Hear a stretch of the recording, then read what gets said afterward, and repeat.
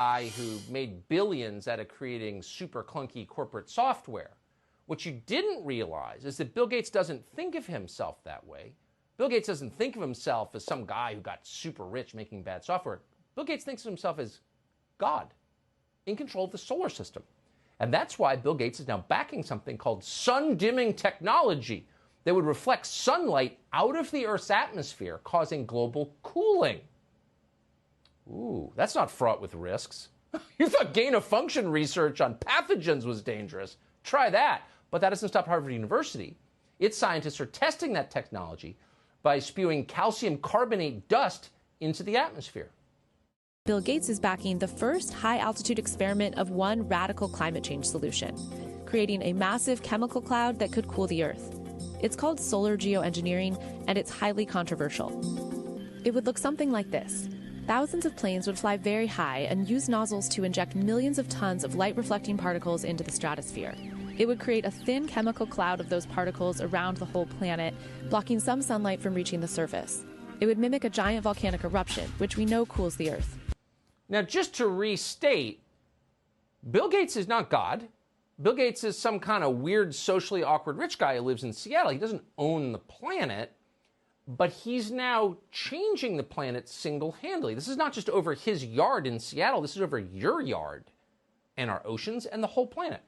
Now, according to Forbes, Frank Kutch, who's the project's top investigator, quote, does not know what the results might bring. Oh, just experiment with the globe and find out what happens. It's cool, though. He's a billionaire. Michael Schellenberger is the author of Apocalypse Never, Why Environmental Alarmism Hurts Us All, which it does, as our rivers and oceans get dirtier and no one notices. Michael, it's great to see you tonight. Thanks for having me, Tucker. It's a little alarming to think that someone as myopic and out of touch and totally ideological and weird as Bill Gates thinks he's in charge of the planet. What should we be worried about here?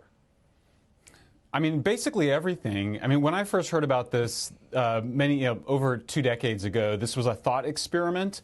But this is real. They're really trying to do this. They've encountered opposition every step of the way.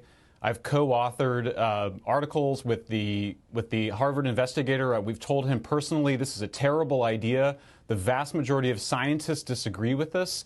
You have to remember what they're proposing to do is identical to what we feared would occur after nuclear war in the 1980s, which is nuclear winter. The idea is that you cool the planet deliberately. The effects on crops are completely unknown. They call this an experiment, but they know that there is no way to figure out what the large-scale planetary effects of this kind of thing would be. It's grossly irresponsible. They know for a fact that they will never get international agreement on this. So they're basically trying to socialize the idea, normalize the idea, make us comfortable with an idea that should make us extremely uncomfortable. Yeah, a guy who cuts his hair with garden shears is now trying to control the solar system. The funny thing is, anyone who notices this, that maybe Bill Gates has outsized control over our lives, is immediately denounced by Snopes or one of these fraudulent fact-checking sites as a conspiracy nut. Do you think you're a conspiracy nut to have concerns about Bill Gates' hubris and ambitions? No, I mean, this is bonkers. I mean, honestly, there are very few people, when you talk to them privately, that think this is a good idea. There's a lot of people that are very scared to speak out publicly because Bill Gates' influence is extraordinary. He's a massive philanthropist. I think his intentions are very good. Nobody doubts he's well-intentioned. But good intentions can lead to some very bad things. The amount of hubris and arrogance involved here. We're talking about millions of farmers around the world who will be affected by this. How will they be consulted? What is the idea for how this is going to be governed? There is no plan for governance. There is no way to get agreement on this internationally. They know this. You know, Tucker, the thing is, the trends on climate change, most people don't realize they're going in the right direction. The United States has reduced its carbon emissions by more than any other country over the last 20 years. We've had an extraordinary success in the United States in reducing our air pollution, and now we're faced with the prospects of this radical experiment.